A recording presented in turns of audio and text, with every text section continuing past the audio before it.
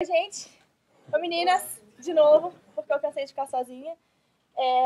Hoje a gente vai falar um pouquinho sobre release trains, mas antes eu quero só fazer um comentário. Eu não sei se alguém estava aqui na última vez que a gente apresentou, que a gente falou sobre semantic versioning, e que eu comentei a história, que o cara que eu usava a lib, ele versionou errado, a gente teve problema na pipeline, e aí ele era o organizador do evento que a gente foi palestrar, e a gente ia jogar na cara dele que a versão dele estava errada. A gente jogou na cara dele que a versão dele estava errada. Ele ficou muito sem graça, foi ótimo. Admitiu o erro. Ok, agora vamos falar um pouquinho sobre release trains. Como entregar os seus aplicativos com regularidade. Vamos lá. Aqui só um pouquinho do que a gente vai falar. Então a gente vai cobrir um pouco do que são release trains, quais são as vantagens e desvantagens aí de usar, né? Quais são os pré-requisitos para você conseguir fazer o release train legal, um pouco de como funciona na prática isso, a importância das feature toggles nesse contexto, né? A gente teve uma talk, acho que no último Coreheads, falando um pouco sobre feature flags, então só reforçar um pouquinho a importância desse tipo de implementação nesse contexto de release trains, e o que você faz em caso de bug, né? Já que é todo um processo em cima disso, é importante falar desse ponto também.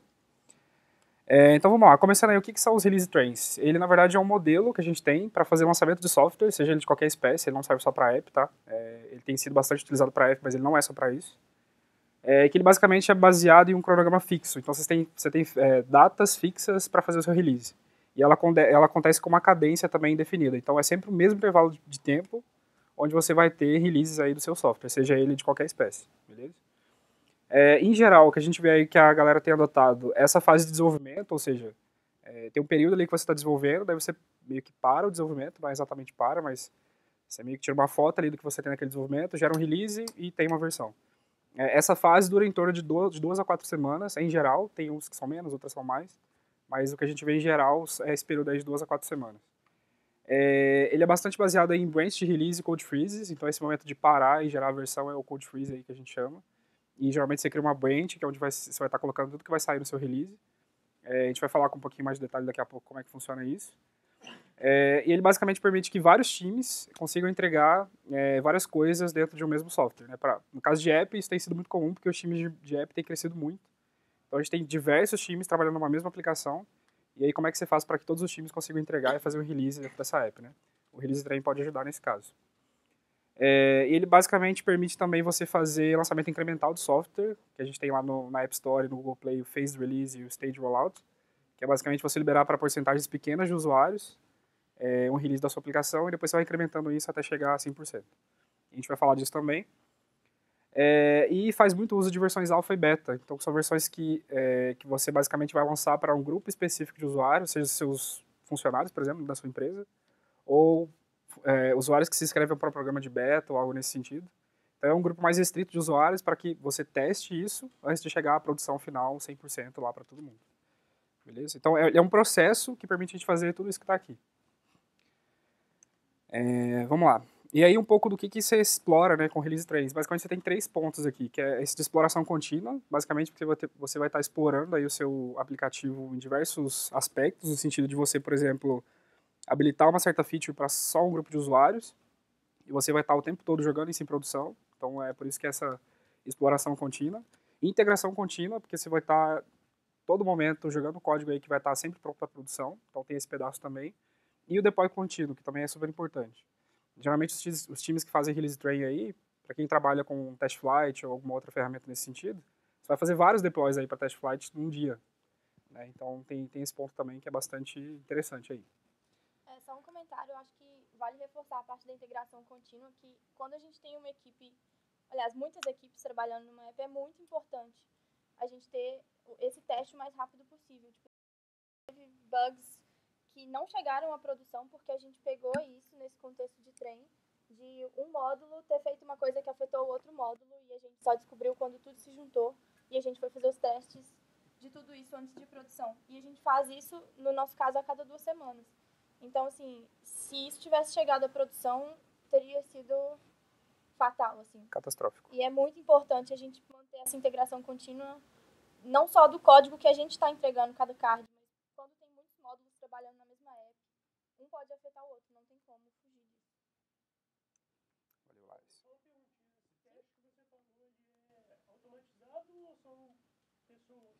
A gente tem as duas camadas. Preferencialmente, assim, a ideia é que você... A gente vai falar um pouquinho disso daqui a pouco, mas a ideia é que você automatize o máximo possível, assim. Você ter o menos de ações humanas possível, assim. Então, assim, em geral, sim, é tudo automatizado, mas pode ter casos que você vai ter teste manual também. Daqui a pouquinho a gente vai falar com mais detalhes disso também. E aí, só explicando um pouquinho mais como é que funciona, né? Se a gente olhar esse diagrama aqui, a gente tem um backlog de produto, pode ser de, sei lá, qualquer tipo de produto. E aí você tem diversas coisas que precisam ser feitas, como se fossem essas caixinhas aqui. Isso vai ser distribuído em vários times. Então aqui a gente tem 3 times, por exemplo, e cada time vai trabalhar num grupo específico de features aí que vai estar desenvolvendo essas features. E aí o Release Train, na verdade, com essa cadência que ele tem aí, então vamos supor aqui, esse time, toda semana, na verdade, ele tem um release. Então toda semana é gerada uma versão desse software que vai conter pedacinhos dessas features que cada um desses times estão trabalhando. Então se a gente olhar... Representou com os palitos coloridos. Sim, esses palitinhos coloridos. Então, olha, você pega ali a semana 1, por exemplo, ele tem um pedacinho do que o time do final aqui está trabalhando. Ele tem 2 pedacinhos do time do meio aqui. Então, cada trem ele vai levando um pedacinho de coisas, né, para a produção. Esse pedacinho de coisas são coisas do seu backlog aqui, são itens do seu backlog, certo? É importante falar também que não necessariamente precisam ser features que estão prontas, tá? A gente vai falar o porquê disso daqui a pouco. A ideia é dispor um pouco o seu código à produção, mesmo que ele ainda não esteja pronto. Ele não vai estar visível para o usuário, mas ele vai estar lá o código em produção, certo? Então é um pouco disso. Vários times trabalhando num backlog gigantesco, então você pega uma aplicação aí como, sei lá, do Nubank, por exemplo, que tem milhares de features, você vai ter vários times trabalhando nisso, e aí cada time vai colocando esses pedacinhos em cada desses trens que vão saindo, e aí por isso que é chamado de release trains, certo? E aí um pouquinho de quando usar, né? Muito cabe nesse contexto aí, quando você tem vários times trabalhando numa app. É o que geralmente a gente vê no mercado, né? Então, assim, você pega grandes casos aí de pessoas que usam release trains, você vai analisar um pouquinho o contexto, é isso, assim, são vários times trabalhando para entregar uma mesma app, né? E aí você tem times específicos que trabalham em pontos específicos da app, ou só uma estrutura da app, ou só, sei lá, uma tela, enfim, isso vai depender muito de da organização em si, né? Mas é basicamente nesse contexto, onde você tem times grandes que trabalham em apps grandes. Eu acho que em especial no contexto de aplicativo, né? Porque o release train ele é um processo. Você poderia fazer release train para web também. Mas para web, se a gente parar para pensar, a gente joga o código no servidor, faz um F5 e tá lá. Só que app não é assim. Então a gente tem que coordenar isso, porque o usuário fica de saco cheio de receber um monte de atualização. E não pode ser assim, um time terminou uma coisa, vamos mandar uma atualização. Aí o outro time terminou outra, vamos mandar outra atualização. E se isso for no mesmo dia, por exemplo? O usuário vai ficar recebendo aquilo o tempo todo. Então, tipo assim, num contexto de app, e ainda tem uma outra questão, é que nem todo mundo atualiza. Então, quanto mais a gente centralizar, mais chance a gente tem de que mais usuários recebam aquele pacote de atualizações. Porque a gente nunca consegue garantir que 100% das pessoas vão ter o que a gente está mandando. Então, se a gente manda muita coisa, a gente diminui a chance de que as pessoas mantenham a cadência de atualização. Então, nesse contexto de aplicativo, é especialmente importante ter um processo que unifique todo mundo para mandar a cada período X de tempo. O que é comum de ver também, a gente já vê reviews em loja, isso para qualquer tipo de aplicativo, falando especificamente de mobile agora, é que aplicativos que recebem muitas atualizações, geralmente a galera não atualiza e vai lá e desinstala o app. Então esse é um efeito colateral também que pode rolar se você fizer muitos releases com frequência. Né? Você fez um release hoje, daqui a pouco à tarde você vai fazer mais um, o usuário pode não achar legal isso. E aí acaba desinstalando a sua app. Aqui um pouquinho de como funciona. Você vai seguir agora? Isso? Não, mas pode ser. Não era eu não, mas pode ser. Ó, tava funcionando na verdade, só que tava Tava sem desligado. pilha. O problema não era a pilha. Então, a gente tem um processo, vamos dizer que essa... Você tá na frente do meu laser, Perdão. rapidinho. Essa linha aqui, ela é o período de desenvolvimento. Vou dar o exemplo nosso, são 2 semanas. Então, a gente tem aqui desenvolvimento, e aí a partir de um certo momento, a gente faz, por exemplo, na segunda-feira que a gente vai começar o release, a gente faz um code freeze. O que é isso? Pega tudo que está em master, que está estável funcionando, separa isso, e o resto da galera pode seguir desenvolvendo, não tem problema. Mas a gente pega aquele snapshot de como está naquele momento que a gente vai começar o release. A gente faz testes de integração, e é nesse ponto que a gente tem a camada automatizada. Então, tipo assim, isso não só no momento que a gente vai fazer o trem, tá? Toda vez que os nossos módulos põem uma atualização na nossa app, eles correm uma pipeline de integração automatizada, tanto unitária quanto funcional. E a gente faz um pouco de testes manuais para o trem. Então, tipo assim, cada time que integra com a gente é responsável por testar a sua feature naquele snapshot que está indo para a loja. E aí, a gente faz um upload para beta. Então, a gente tem a fase de teste beta. Tipo assim, no nosso caso, cada commit que vai para a master vira um alpha. Então, todas as pessoas dos times que integram podem ter acesso àquilo ali e já testar aquela integração. Aí a gente promove para beta essa versão do trem, que é o que a galera de fato vai testar. O grupo de usuários beta já vai ter acesso, já vai poder começar os seus testes. Só para complementar isso que a Laris falou, cada commit vira uma versão alpha. Isso é muito comum os times fazerem. No nosso caso é exatamente assim, no sentido de tá rolando commit durante o dia, cada um desses commits vão virando novas versões alpha ali no test flight, por exemplo. Então o test flight vai receber vários deploys nossos dessa mesma versão, aliás, da versão master, né? Vão ser várias versões sendo jogadas ali em test flight. E aí no dia do code freeze é quando a gente gera o beta, que é esse que a gente está vendo aqui. Então a gente pega a última versão estável que está lá em alpha e promove ela para beta. E o que vai para alpha é o que passou na pipeline de master, não é simplesmente chegou em master. A pipeline tem que ter ficado verde para ele poder ir para alpha. Beleza, a gente faz os testes beta e aí a partir desse ponto aqui, a gente começa o stage rollout. As nossas porcentagens não são essas necessariamente, mas a ideia do stage rollout é ir saindo aos poucos para que a gente possa ter uma resposta de produção. Então, tipo assim, a gente no primeiro dia, a Apple ela não dá a opção para a gente controlar as porcentagens. Então, o primeiro dia sai para 1%, segundo dia para 2%, aí terceiro 5, 10, 5, 20, 50, não sei, a gente tem isso mais pra frente. E Android a gente pode controlar quantos por cento a gente quer liberar. Então, o Android a gente começa com 5%, por exemplo. Até porque a adoção do Android ela é mais lenta. E aí, isso começa, então, a gente tem ao longo de uma semana um release que vai subindo para as nossas duas apps. Só que, ao mesmo tempo que tudo isso está rolando, quando a gente fez o Code Freeze aqui, o resto da galera continuou desenvolvendo. A gente só pegou uma branch, separou aquilo, fez o processo do trem, mas a vida continua, assim, os outros times, eles não param a vida deles para poder fazer esse desenvolvimento. Então, quando a gente faz o Code Freeze, a gente fala por algumas horas assim, gente, não faz commit em master porque a gente está promovendo a alpha do master, mas tudo continua. Então, até aqui assim, que é o meio mais ou menos, isso foi ao longo de uma semana. Aí, isso aqui é ao longo da próxima semana, só que nessa primeira, o pessoal continuou, porque na semana que está saindo as coisas já em produção, ou seja, já passou pela etapa de teste, as coisas já estão saindo em produção, mas o próximo trem a gente já está revisando os pull requests para entrarem as integrações para o outro.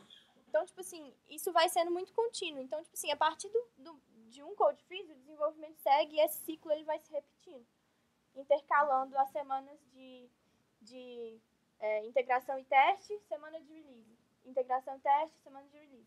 Então, é como se, tipo assim, toda semana que é release, também é uma semana que o pessoal tá mandando as coisas para a master da app principal, assim, que os módulos estão mandando as integrações, porque é a semana que vem é teste.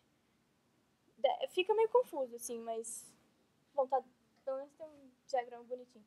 Você fez o code freeze, vamos supor que no teste beta ali vocês encontraram erro. Os erros já são corrigidos e eles já vão diretamente, fazem um merge para a camada de baixo. Isso depende um pouco. Tem todo um processo para a gente analisar qual que é a criticidade desse erro, se é algo que é fácil de ser corrigido ou não, se, enfim, a quantidade de usuários que se impacta. A gente tem, no finalzinho, a gente tem um mini processozinho que você pode usar para te ajudar a tomar essa decisão, de corrigir agora ou não, enfim. Sim, mas assim... Depende. Para resumir, quando a gente faz algum hotfix no trem, a gente avisa todo mundo, tipo assim, galera, a gente foi encontrado um erro, a gente vai lançar uma nova versão. Isso tudo antes de ir para a produção. Aí o pessoal faz o fix, assim, o mais rápido possível. A gente faz o processo de alfa, beta de novo, avisa quem tiver que testar, porque às vezes tem módulos que não são afetados, então essa pessoa não precisa testar de novo. Daí a gente avisa e promove aquela versão. Então, tipo assim, todo esse processo ocorre antes da semana de release. Quando chega em release, idealmente já está tudo testado, os bugs que tinha que pegar já foram pegos. E a gente, que nem eu falei, a gente julga, sei lá, se um time descobriu assim, pô, a minha tradução para inglês da palavra tal tem um erro de grafia. Mano, isso não é crítico, isso não deveria parar um trem, sabe? Então a gente deixa pro próximo. É um exemplo bobo, sim, mas a É. gente tem que avaliar Isso. muitos fatores. É só importante reforçar que nesse contexto, e é o contexto que em geral se vê release trains em apps, é um contexto onde existem vários times. Então, assim, essa questão da análise da criticidade do bug ela é muito importante, ou do problema, ou o que seja, ela é muito importante porque outros times podem estar dependendo das datas de release que você já tem. Então, assim, é muito crítico você ter que atrasar uma data de um trem que já está definido, ou ter que adiantar ele, por questão de coisas que talvez sejam pequenas perto do negócio como um todo. Igual é muito importante a gente ter, por exemplo, um time ou uma pessoa responsável que avalie o todo. Porque, por exemplo, para o meu time da minha feature, se ela está com um erro, é grave. E eu quero corrigir. Só que para a app inteira, qual que é o peso dessa feature, entende? Tipo assim, sei lá, se você tem uma app de loja e seu carrinho de compra está com problema, claro que você precisa corrigir. Mas se você tem uma app de loja e os cafundó da página de usuário, de minha conta lá, a troca de foto, não sei, teu problema, isso não é tão crítico assim, sabe? Sei lá, exemplo. Talvez seja, depende do seu negócio. E aí, só uma vez para reforçar, esse daqui é só um exemplo de como funciona um trem. Então, repare que isso é cíclico, assim. Né? Cada semana você tem... Isso vai depender do período de cada projeto, é claro. Você tem desenvolvimento, release, desenvolvimento, release. Então, assim, é sempre esse ciclo, né? Uma vez que você faz o code freeze, começa tudo de novo. Então, esse ciclo repetitivo. E aí você cria essa cadência de sempre estar fazendo release, sempre estar fazendo code freeze, sempre estar integrando, sempre tudo. Pergunta pro câmera. Quando alguém pergunta, dá pra ouvir? Ou a gente repete? Eu acho que não. Tá, vamos começar a Tá, repetir. as próximas a gente começa a repetir. Aqui só um pouquinho de grandes empresas aí que usam. A gente tem SoundCloud, Nubank, Uber, iFood, Spotify. Muitas outras, né? Muitas outras, na verdade. Aqui a gente trouxe só alguns nomes talvez maiores aí de mercado de apps, talvez. No Brasil, né? E alguns do Brasil também que já estão utilizando. Então é interessante ver como que esses times que escalam muito rápido, ou escalaram muito rápido, adotaram esse tipo de processo para resolver esse problema com o release, né? Bom, aqui um pouquinho de principais vantagens do Release Train. Primeiro que você tem um programa fixo, então você tem as datas exatas de onde você vai fazer release, você sabe quando que seu código vai estar em produção, e isso para os times é muito legal no sentido de eles terem essa previsibilidade, quando é que o código deles vai chegar à produção. Você tem um processo de release centralizado, então você abstrai isso dos times, então vamos supor que você tem lá 15 times trabalhando na sua app, não vão ser todos os 15 times que vão ter que lidar com atualizações da loja, lidar com o certificado da sua app, então assim, você abstrai isso dos times, tira essa responsabilidade deles para que eles foquem nas features e centraliza isso em um grupo de pessoas ou um grupozinho ali que vai conduzir o trem à produção, né? É esse o termo que a gente usa. Então, na verdade, é esse time que vai estar cuidando disso. Você tem essa entrega de valor constante, então você está sempre colocando coisa nova na loja, está sempre enviando coisas novas para o usuário, ou fazendo correção de problemas que você já identificou. Então, é importante essa palavra aí, constante. Essa disponibilidade incremental, que ajuda muito no sentido de você mitigar problemas. Então, você primeiro libera um release para um número pequeno de usuários, vê se aquilo está ficando estável ou não, e aí, em base a isso, você consegue reacionar mais rápido antes que isso tome proporções gigantes. Então, vamos supor, você conseguiu identificar um problema lá num fluxo de pagamento seu. Só que beleza, seu release está disponível para 1% de usuários. Né? Então, isso não é... Por mais que seja um problema no pagamento, que provavelmente é muito crítico, ainda não é só a massa de usuários inteira. Então, isso é muito importante no Release Train também. Esse processo ele não é só permitido com o Release Train, mas ele é muito usado no Release Train, essa disponibilidade incremental. Então, é uma das vantagens aí de se utilizar, porque fica facilitado dentro do Release Train. Você diminui ou acaba com essa coisa do Big Bang Release, né, esse termo que a galera usa, que é você fica muito tempo sem deployar a produção, e aí de repente você manda um boom de coisa assim, aquele pacotão de coisas, e a probabilidade de ter erro ou ter problema nesse pacotão de coisas é bem grande. Então, com o Release 3 você consegue diminuir também, ou até mesmo acabar com os Big Bang Releases aí, já que você vai estar entregando sempre pedacinhos por pedacinhos, e sempre entregando esses pedacinhos aí da sua app. E uma coisa bem legal também é a possibilidade de você expor código não pronto em produção. Então você vai estar no meio do desenvolvimento de uma feature, por exemplo, você está desenvolvendo uma tela, essa tela não está completa ainda. Você pode shippar esse código, você pode mandar esse código para produção, ainda que ele não esteja visível para o usuário, porque obviamente não está pronto, mas você já consegue ver esse comportamento desse código em produção. Ou seja, seu código já vai ter sido buildado, então se você tiver problema de integração aí você vai descobrir antes de você ter que fazer o release de fato. Então assim, para você mitigar esses problemas de integração aí, né? Então vamos supor que um time está trabalhando num fluxo novo lá, e chega a hora de fazer o release, e aí é que você vai integrar com a sua app principal, por exemplo, você pode ter uma série de problemas. Então, quanto antes você começar a shippar esse código, né, mandar esse código para produção antes que ele esteja pronto, você diminui essa chance desse tipo de problema aí. Só que nem tudo são flores. Tem as desvantagens do Release Train. Por exemplo, a gente não faz releases intermediários, só se for um problema muito grande. Então, beleza, a gente faz a cada 2 semanas, mas surgiu um bug aí, alguma coisa aconteceu, sei lá, explodiu. Aí a gente vai precisar fazer e vai ser uma correria danada e a galera não planejou. Então, tipo assim, e dependendo se a decisão for de não fazer, vai existir um tempo em que algum time da sua app vai ficar muito puto. Porque espera mais uma semana, porque a gente não vai ficar lançando. Tipo assim, a gente teve um período que a gente precisou fazer release de urgência e a gente viu as avaliações da nossa app fazerem assim, ó. A gente, tipo assim, durante um mês, a gente teve 5 releases. Sério, a gente caiu, sei lá, a gente caiu quase meio ponto na App Store. Tipo, é muito crítico a gente sair desse cronograma.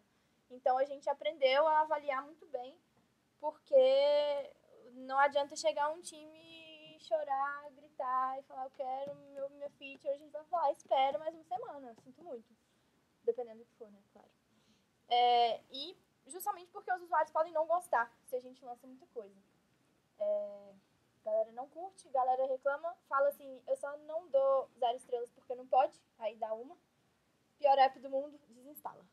O usuário é uma gracinha, você tem que ver. E gera um overhead para quem faz, então assim, no nosso caso a gente é de um time de plataforma. A gente é o time que cuida, uma das nossas responsabilidades é essa. Então, além do desenvolvimento que a gente já tem, a gente é o quê? 5, 6 pessoas.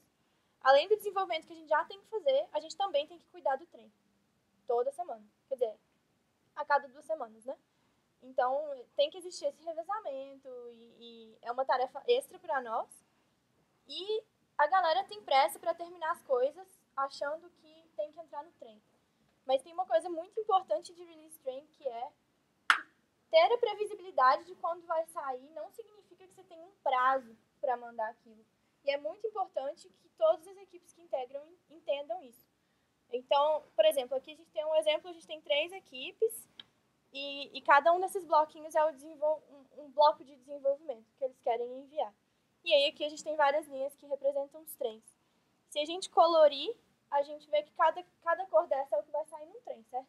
Então, tipo assim, no primeiro trem só vai sair um negocinho pequenininho da equipe B, um outro negocinho da equipe A.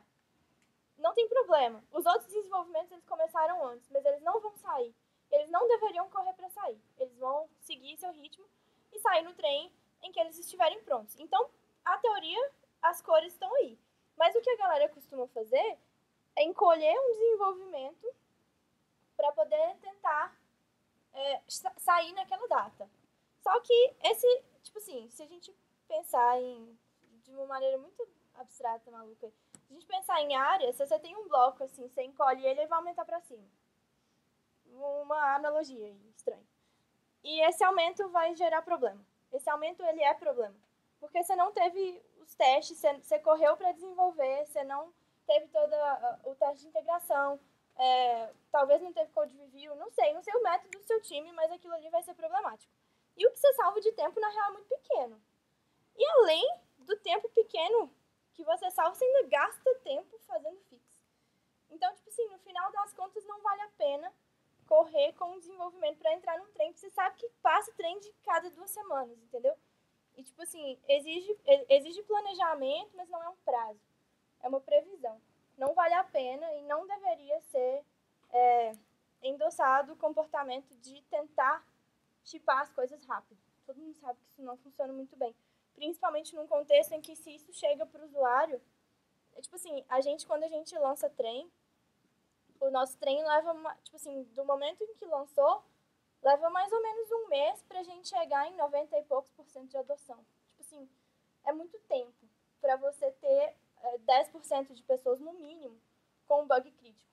Então, não pode ficar deixando esse comportamento acontecer, porque esse problema não vai sair das pessoas. E aí chega um PO maluco lá falando, porque eu quero release forçado, porque eu quero 100% dos usuários. Com o meu código, dá vontade de falar assim, sinta e chora, porque não tem. Mesmo que a gente fizesse, não tem jeito. Então, tipo assim, cuida do processo, planeja, para não arrumar correria, porque essa correria vai dar trabalho e vai gerar atraso, no final das contas. O que é muito comum aí que gera esse tipo de ansiedade, né, essa pressa em colocar, são datas que às vezes o negócio tem para alguma release, alguma feature estar em produção. Então, vamos supor, a gente faz o release na segunda-feira. mas por algum motivo de negócio, tal feature tem que ser habilitada só na quarta-feira. E aí, o que rola muito é essa coisa, né? Entre o negócio e querer forçar datas diferentes do release, diferente da data do trem, né? Por um motivo específico de negócio em relação a alguma feature que você está trabalhando aí. E aí entra muito o contexto do que a gente vai falar daqui a pouco, que é de feature toggles, né? Como é que você resolve esse tipo de problema com feature toggles também. Tem outra coisa que acontece muito, é do negócio não estar coordenado. Então, por exemplo, pensa numa empresa muito grande, que não tem só app, tem também site, sistema, enfim. Muitas vezes os times que trabalham em features da app, eles não são necessariamente times especializados em mobile. Então, essa galera tá lá dentro do backlog deles, eles têm essa data, eles não avisam pra gente. E aí, chega na semana que o trem tem que sair, eles falam assim, a gente quer 100% dos usuários. Meu filho, você quer 100%, você devia ter começado a tipar esse negócio um mês atrás. Escondido por uma toggle, talvez. Mas para que todo mundo tenha, ou o máximo possível de pessoas tenha esse código no telefone, na data que você quer, você tem que começar, a média que a gente viu nos nossos gráficos de adoção, você tem que começar a mandar para produção um mês antes. Ou seja, 2 trens antes. E a galera chega com correria, por quê? Porque dentro do time eles têm a data, mas eles não avisam pro time, pra coordenação mobile. A galera não tem esse mindset, não tem noção de que não é igual web, que você mandou pro servidor e tá pronto. Então, complicado. Pré-requisitos técnicos. É muito, assim, eu quase diria essencial ter muita automatização em termos de CI, de pipeline. Porque, senão, isso também gera um trabalho muito grande. Tipo assim, o nosso time, antes da gente ter muita automatização, a gente gastava uma semana, tipo assim, 40 horas de trabalho. É como se fosse uma semana de uma pessoa para poder fazer um release. Hoje em dia, cada commit que passa de master já vira um alpha. Aí, na hora que a gente quer começar um trem, a gente pega esse alpha, né, pega o último que está estável, promove para beta. Pronto, pode começar a testar, galera. É assim, minutos. A galera testa durante uma semana, então, tipo assim, tem o tempo de encontrar, corrigir tudo. E aí, por exemplo, na pipeline de Android, está um pouco mais automatizada do que a de iOS que a gente tem. É um comando que a gente vai na linha de comando e digita lá, make, manda para produção, e o negócio faz todo o processo, entendeu? Tipo assim, no iOS a gente tem que ir na loja, promover manualmente, no Android a gente nem precisa disso. E se a gente tivesse que fazer todo o processo, gerar certificado, tem muita coisa que a gente consegue automatizar e que facilita muito a nossa vida. Então, tipo assim, a nossa pipeline, ela já verifica cobertura de código, ela já faz a integração, ela já gera a versão alfa e beta, se necessário. A de Android até faz o release, se necessário. Então, tipo assim, com Fastlane você tem como automatizar até a subida de screenshot para a loja. Tipo assim. E isso tudo é muito útil, porque isso salva um puta tempo, principalmente se for uma app enorme, que você tem que lançar muita coisa. E aí você não tem planejado, a Apple vai e lança um novo device e começa a exigir screenshot para aquele device na loja. Aí você tem que ter todo o trabalho de fazer isso. Então, tipo assim, ter toda essa automatização é muito importante, e eu diria que é essencial para ter um trem que funciona, porque se tudo isso for manual, você vai gastar uma semana de uma pessoa para fazer, principalmente porque a gente lida com as duas apps, né? Sim. Alguma coisa? Não só dizer que é um tempo bem grande que você tem que investir nisso também. E aí por isso que a gente até trouxe como pré-requisito, né? Você precisa ter alguém ali, ou um grupo de pessoas que manje bastante dessa parte de automatização e CI, porque é o que vai fazer você conseguir implementar o seu trem de forma um pouquinho menos dolorosa, por assim dizer. E aí também entra um outro contexto que é esse de feature toggles, justamente porque você tem essas datas muito fixas de release. Se você precisa desabilitar alguma coisa em caso de problema, ou se você precisa habilitar alguma outra coisa para uma data específica que o negócio tem, as toggles vão entrar aí para poder te ajudar nisso. Mas isso também não é fácil de fazer na prática, tem que ter uma oportunidade muito grande do time para trabalhar com esse tipo de mindset, já que tudo que você vai ter que fazer tem que estar debaixo de uma toggle, obrigatoriamente. E aí Senão, tem que ficar vigiando os outros times que integram também. Então tem todo um trabalho aí de conscientização dos times também, para que aprendam a trabalhar com feature toggles, e por isso a importância delas. E não é só isso, você depende também de uma ferramenta que seja bastante robusta aí para trabalhar com essas toggles. No sentido de que te permita fazer configuração remota, né? Esse é o mais importante, você não precisa fazer um deploy para desabilitar ou habilitar uma feature ou o fluxo inteiro da sua app se você quiser. E aí no mercado a gente tem algumas ferramentas, como por exemplo o Fastlane não, Firebase, Google Firebase. Mas algumas empresas escolhem para fazer alguma solução que seja in-house. No caso do Uber, por exemplo, eles não usam framework de toggles que seja desses de mercado, eles desenvolveram um próprio. Então, todo o controle de toggles é feito internamente. Eles têm lá uma solução própria deles. Então, para esses tipos de casos, onde essa ativação, desativação de features ou fluxo seja algo muito core do negócio, as empresas também adotam fazer uma coisa mais in-house, assim, né? Ao invés de adotar um sistema mais simples de toggles.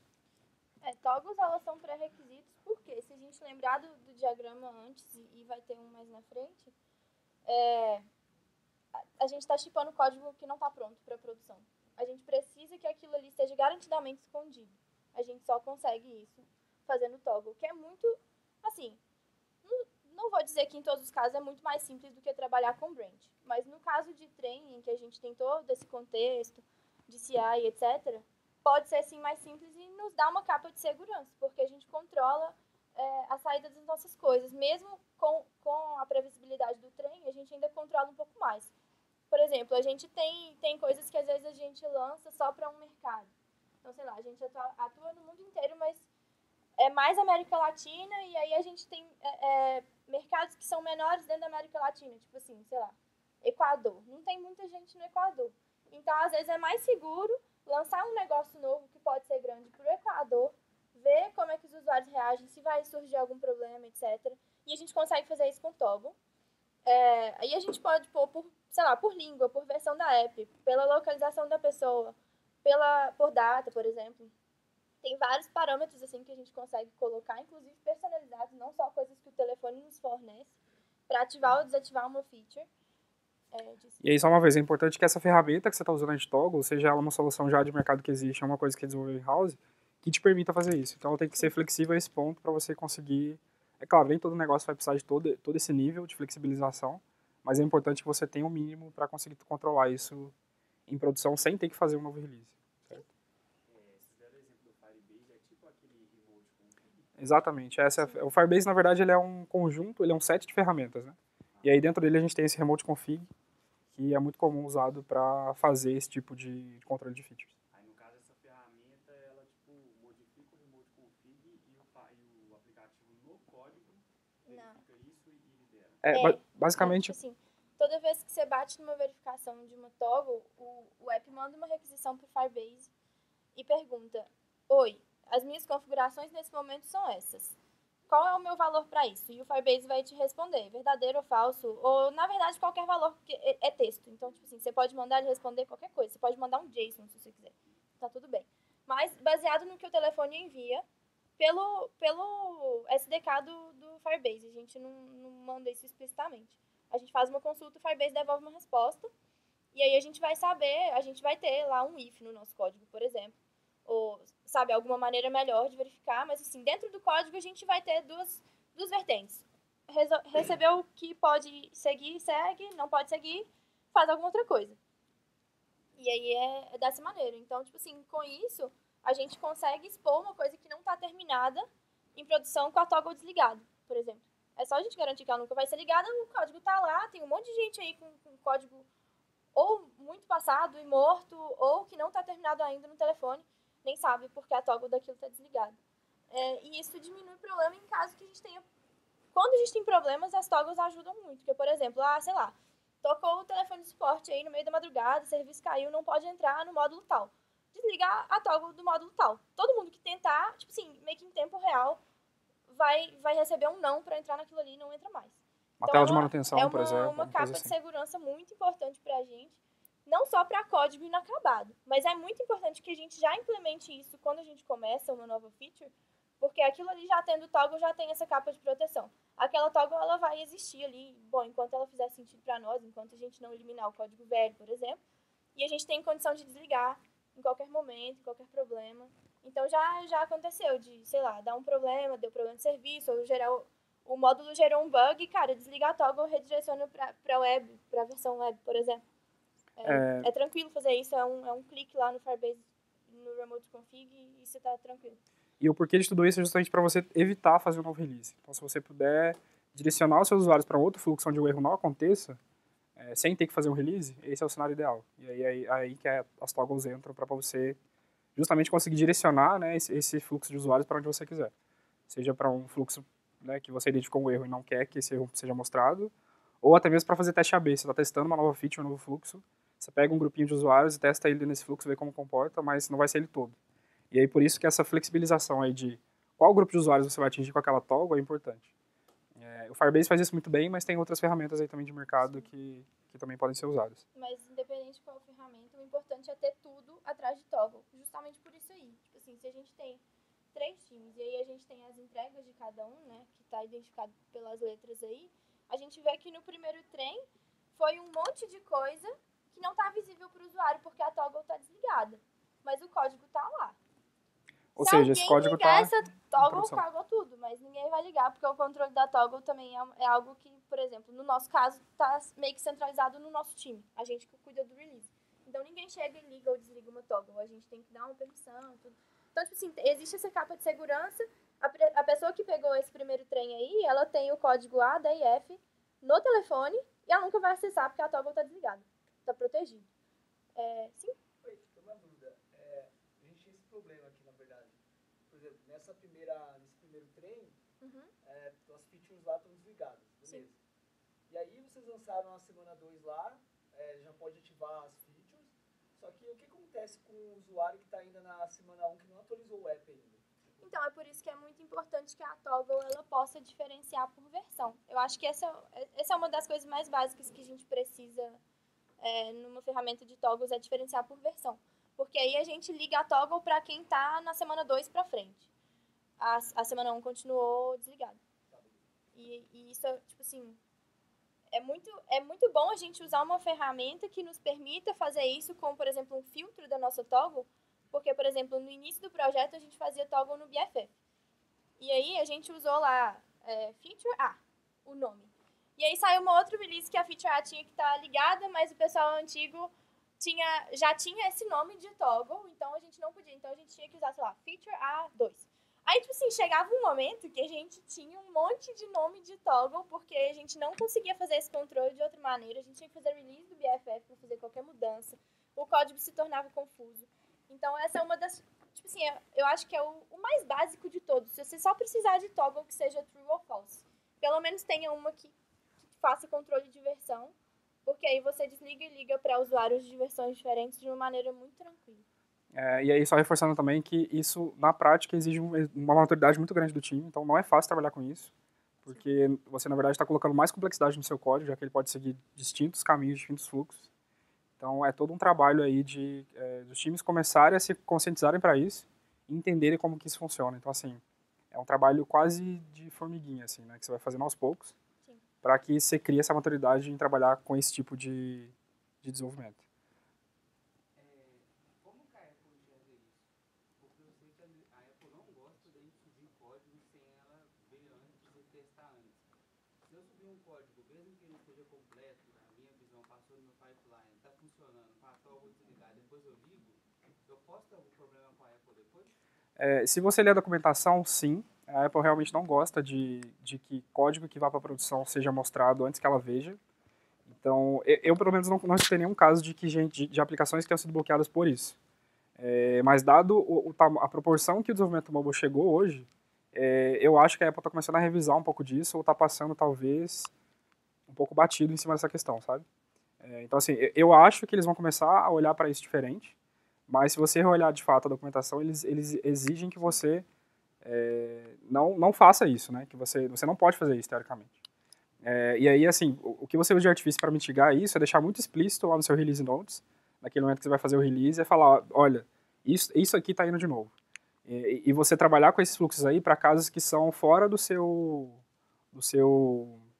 fluxo esperado ali. Né? Você ativar esses fluxos, por exemplo, tela de manutenção, esse tipo de coisa, você só ativar realmente em casos de problema ou para casos muito específicos. Assim, não é esperado que a sua app faça isso o tempo inteiro. Essa é a questão. E uma coisa que a gente avalia muito bem, por exemplo, tem uma coisa subindo que antes do próximo release essa toggle vai ligar. Sei lá, vamos dizer que tem uma data. E isso vai afetar 80% dos usuários. Nesse caso é uma porcentagem muito grande. A gente pode pensar em incluir isso no release notes, por exemplo, ou em deixar para o próximo. Então, tipo assim, se a gente for ligar ou desligar uma toggle entre 2 releases, eu acho que dependendo do que a gente sabe que a gente está subindo, é muito bom a gente avaliar assim. Isso pode nos trazer um problema no sentido de, a gente está botando um Kinder Ovo aí, a app vai passa pela review da Apple com a toggle desligada, eles não enxergam aquilo, de repente a gente liga um negócio super disruptivo, pode gerar problema para nós. Será que a gente liga mesmo? Ou será que a gente libera para menos usuários e depois a gente vai subindo? Ou a gente deixa para o próximo trem? Porque se a gente for realmente liberar isso, a gente talvez tenha que incluir screenshot e release notes. Então, tipo assim, tem que ter uma ponderação. Sim. Antes de fazer Até uma coisa porque dessa. na própria Apple você não pode sequer mencionar que tal feature é beta, por exemplo. Se você fizer isso, a Apple nem passa no seu review.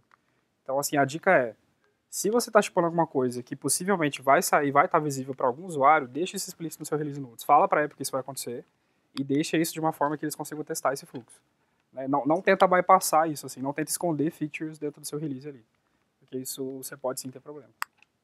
A gente tem, né, como pôr um usuário lá para Apple usar, por exemplo, e a gente pode colocar uma toggle que vai ficar Que libera visível tudo só para todo aquele usuário, por exemplo. Se o seu aplicativo tem esse tipo de login, você tem essa flexibilidade, né? Você libera todas as features para aquele usuário específico e aí você consegue fazer a Apple testar tudo. Mas a recomendação é, não tente esconder features para o seu review aí, porque sim, você pode ter problema. Isso. Também, é uma estratégia também. Exatamente. Mas a dica é, não tente esconder, porque sim, pode dar problema. E aí uma coisinha que a gente usa bastante aí é esse phased release, que tem disponível lá na App Store. Ele basicamente é um processo que permite você fazer esse release incremental aí que a gente falou. Então ele acontece ao longo de 7 dias. Então no momento que você faz o release, ele está disponível para 1% dos usuários, do segundo dia para 2%, depois 5%, 10%, 20%, 50%, até que chega no 7º dia a 100%. Só um detalhe que essas porcentagens são para quem está com a atualização automática. Mas Isso. no caso da Apple, sua versão atualizada já está na loja e as pessoas podem ativamente ir lá e baixar. Então isso daí é só pro automático. No Android não é assim. Tipo assim, se a gente disponibiliza para 5%, Só se eu não 5%. tô no 5% e eu vou lá na loja, eu não tenho como atualizar. E esse 5% é uma seleção aleatória de usuários, né? Da É. sua base toda de usuários, ele pega 5% aleatoriamente e disponibiliza para esse 5%. Só reforçando isso que a Lari falou. Oi? Sim. Isso que você falou é só no Android ou na Apple também é assim? Não, isso é só no Android. Não, Esse que respeita são a porcentagem é Android. Da Apple, tipo assim, a sua atualização, você colocou ela em produção, ela tá em produção. Só que a atualização automática primeiro vai chegar para 1%, depois para 2%, Isso. etc. Mas se eu não tô no grupo do 1%, selecionado aleatoriamente, vou lá na App Store, eu tenho como baixar a versão mais atualizada.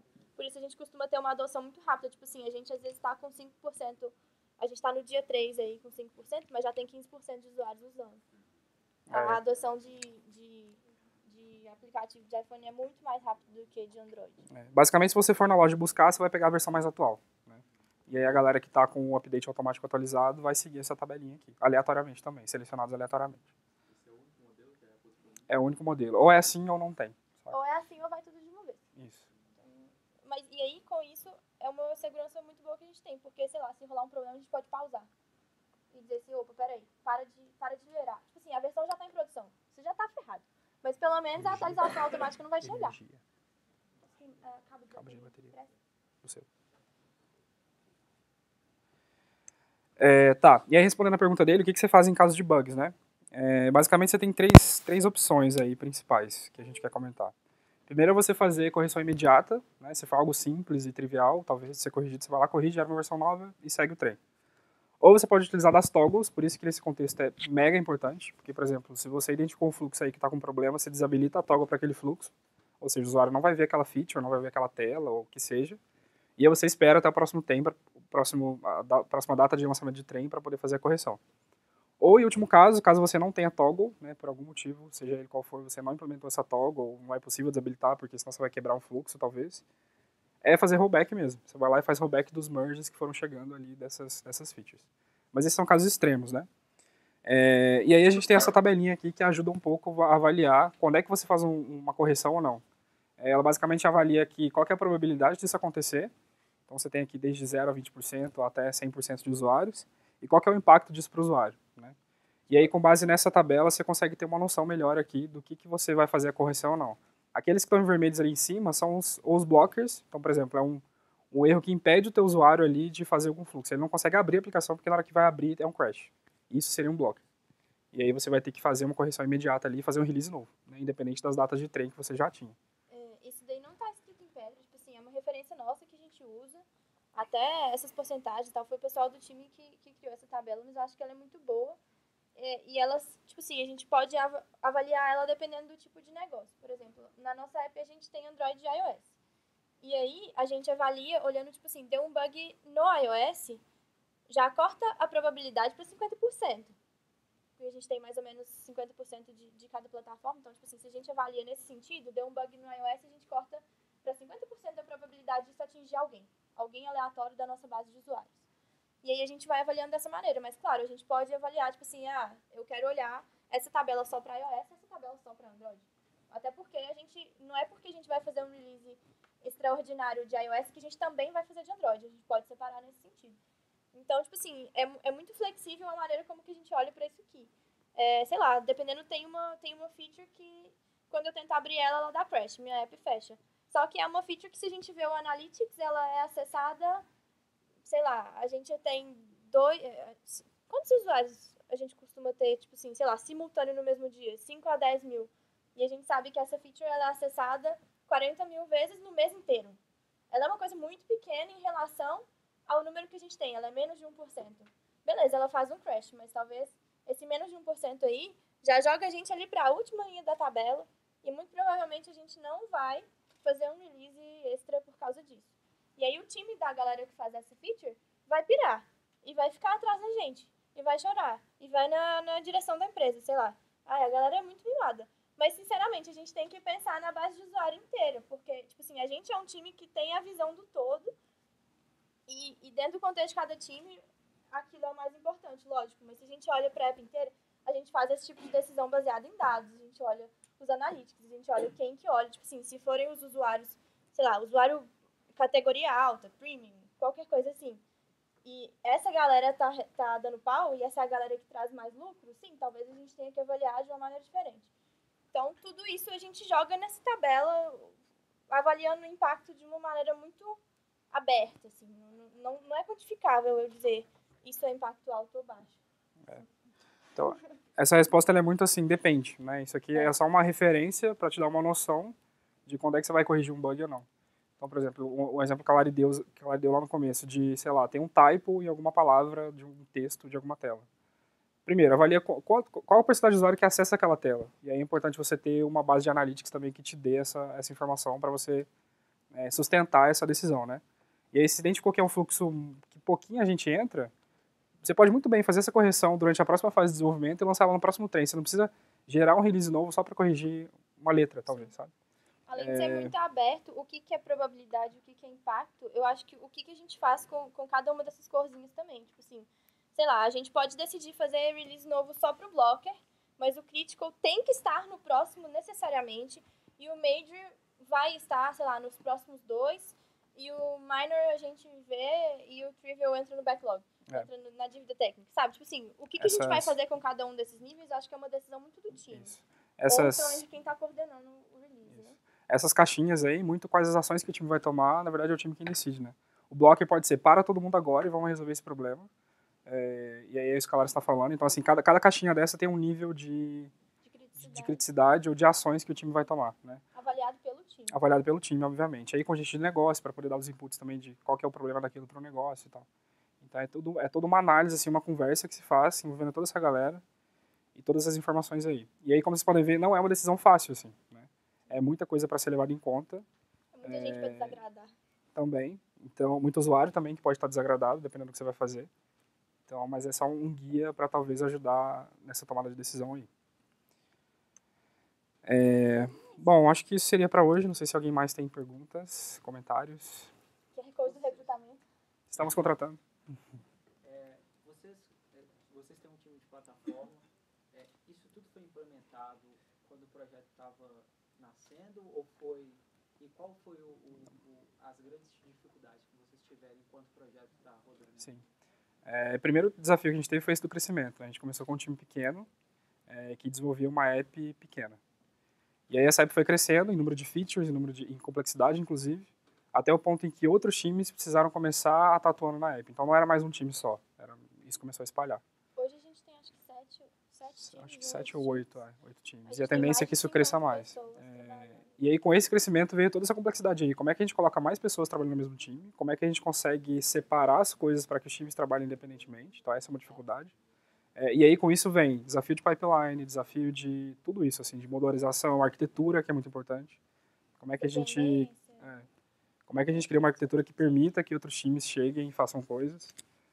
Então, assim, são vários desafios em vários níveis, assim. Isso foi Chega, processo longo, né? foi um processo longo, assim, né? A app começou sendo desenvolvida durante um ano, essa que a gente está agora.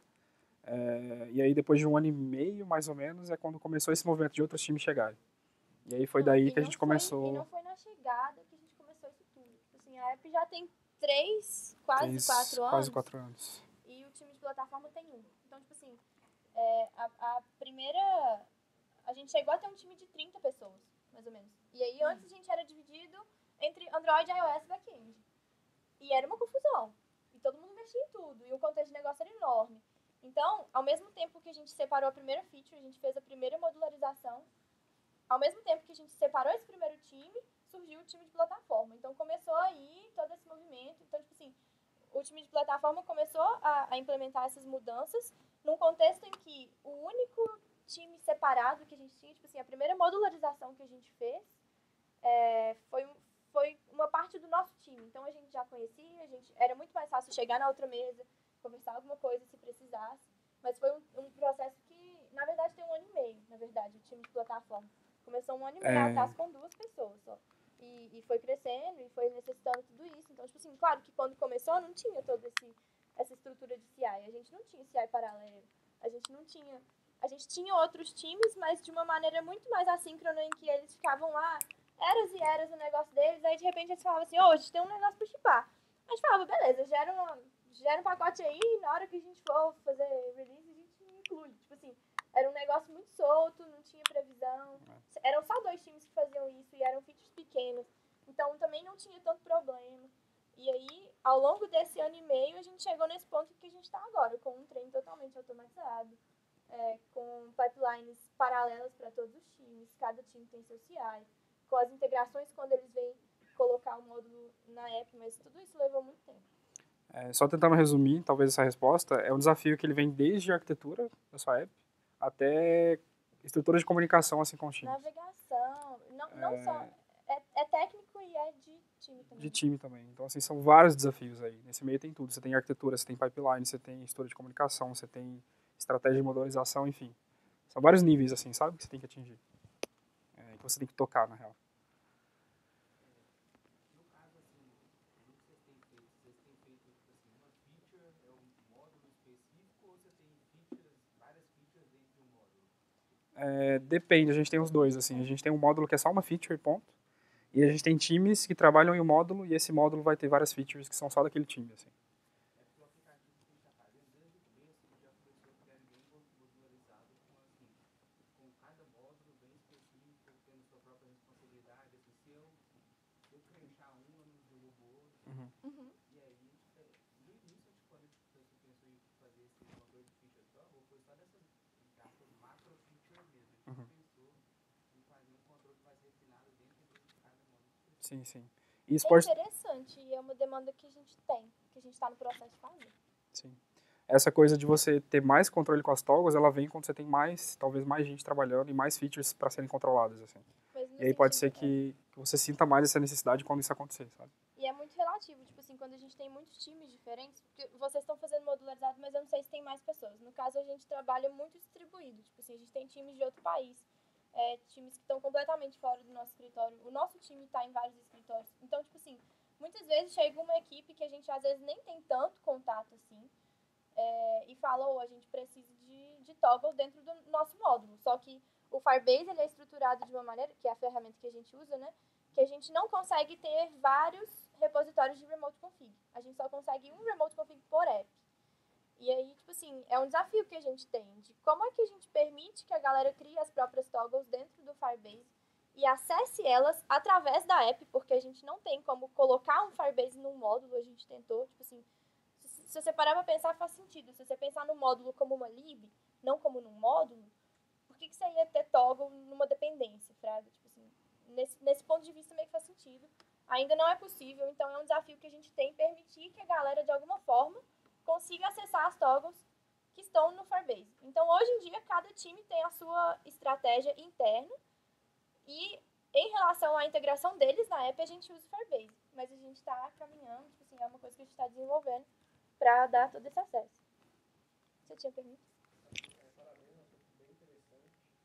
Mas para entender como é que funciona a questão do cronograma, se é definido pelo time da equipe técnica ou se vem da equipe de gestão, se vocês testaram o cronograma antes até definir um tempo exato do training.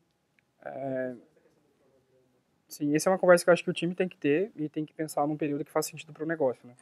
O negócio que você está trabalhando, a sua app que você está fazendo ali, ela suporta esperar release de 2 em 2 semanas, por exemplo? É uma pergunta que você tem que fazer. Então isso é muito contextual, assim, não dá para dizer que é melhor você fazer sempre de 2 semanas ou é melhor fazer sempre a cada uma semana. Vai depender muito do que o negócio está tentando atender, assim, né? Eu acho sim, é muito válido que o negócio tenha esses inputs para ajudar o time técnico a decidir qual que vai ser esse período.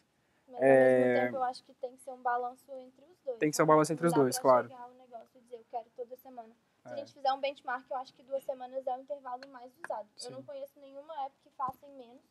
Eu conheço uma app que faz em 3. Eu acho que a galera do iFood faz toda semana. iFood ou Mercado Livre, agora eu não lembro. Acho que a iFood faz toda semana. Só completando, esse cronograma vocês desenham a cada 6 meses? Tem cronograma para 6 meses? Não, ele é fixo. Ele é fixo. É A cada fixo. 2 semanas tem um release. Ponto. Não, a gente costuma ajustar no Natal. E ninguém é Fim de obrigado. ano. Mas fora isso, é sempre fixo, assim. Em uma segunda-feira a gente faz o code freeze, gera as versões, pra na outra começar o phased release. Aí na próxima, outro code freeze, nananã. O nosso é cíclico, a gente já tem essa previsibilidade, todos os times têm acesso a esse mesmo calendário. Então todo mundo pode saber em que ponto a gente tá. Então a gente tem lá os eventinhos tudo certinho, a gente tem um stand-up com todos os times no dia de fazer o code freeze, pra todo mundo dizer o que tá trazendo, pra gente construir release notes, etc. E é uma maneira muito previsível, assim. Muda no Natal porque, né? E aí, só respondendo a sua pergunta, como é que a gente definiu isso? A gente analisou, né, como é que os times normalmente fazem release trains, quais os períodos que se usam, especialmente para apps, e aí a gente chegou nesse número de 2 semanas que fazia sentido para a gente. Em alguns momentos a gente já teve a discussão, ou começou-se a discutir se valeria a pena aumentar esse período para, ao invés de 2, fazer a 3, ou se valeria a pena diminuir. Então isso é uma análise, acho que, do time bem constante, assim. Só que, uma vez que você definiu esse período, para você mudar é um pouco mais difícil. Então, essa análise prévia é importante. Eu acho que, além disso, tipo assim, mesmo a gente analisando, e é uma análise que tem que ser tomada não só com um time, né? Quando a gente tem muitos, a gente tem que levar em conta muitos. Porque, por exemplo, a gente tem features que são muito críticas no contexto de negócio da nossa app. Então, essa galera tá sempre mandando coisa. A gente não pode simplesmente... Se a gente aumenta uma semana, pensa só, os times eles já têm um backlog, um futuro planejado até, sei lá, o meio do ano que vem. Se a gente aumenta uma semana no trem, claro que a gente falou sobre prazo versus previsibilidade, mas mesmo assim muda o planejamento da galera, sabe? Tipo assim, às vezes o negócio, que é algo que está fora do nosso controle, tem uma data e que a gente e já se planejaram em torno disso. Então a mudança desse período ela é muito complicada também. É muito delicada. Só uma curiosidade, já teve casos de vocês, sei lá, chegar nessas 2 semanas para fazer o code freeze e não ter nenhum código pronto? Já chegou o caso da gente não ter features que eram relevantes, ou seja, não tinha valor agregado para o usuário, por assim dizer. E aí você pode decidir não fazer aquele release. Você espera o próximo. Mas a última vez que eu lembro disso acontecer foi muito no início, quando a gente estava começando a fazer trem, quando a gente não tinha muitos times trabalhando. Então, tipo assim, beleza, a gente tinha, sei lá, talvez 1 ou 2 e essa galera não tinha coisa para shippar e a gente não fez. Mas... Você pode escolher não fazer, então. Desde que você respeite, tipo assim, desde que você não altere a data do trem. Você simplesmente não faz aquele trem e espera o próximo. Né? E, tipo assim, tem que ser um acordo. Hoje a gente tem 8 times trabalhando na app, tem que ser um acordo entre 8, porque se ninguém mais tem, mas o meu time tem uma coisa que é muito crítica, especialmente em termos de negócio, eu vou lançar um trem só com aquele negócio. Às vezes nem é muito crítica, mas o time tem alguma coisa. Então, ou seja, você tem valor para agregar na sua versão lá para o usuário. Então, sim, você faz um release. A gente não vai gerar uma versão para corrigir um erro de grafia, ou gerar uma versão porque a gente mudou alguma coisa internamente no código, mas para o usuário não tem nada. Até porque o usuário reclama disso. Tipo assim, a gente já teve review de fica recebendo a atualização e nada melhora. Melhora sim, só que você não tá vendo. Só que, sabe, tipo assim, isso a gente não pode simplesmente ficar colocando um monte de coisa invisível na mão do usuário, porque a gente tá gerando. Então, tipo assim, como a gente tem um processo de teste de integração muito robusto, ok, se a gente pular um trem, mesmo assim a gente integrou aquilo, as pipelines passaram, talvez a gente não tenha feito o teste manual. Pode ser feito também. Mas, tipo assim, algum nível de segurança que aquela integração foi feita, a gente tem, mesmo que não saia em produção. Galera, acho que é isso. A gente passou um pouquinho do tempo, desculpas.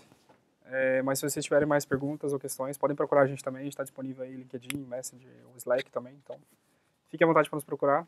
E muito obrigado pela presença.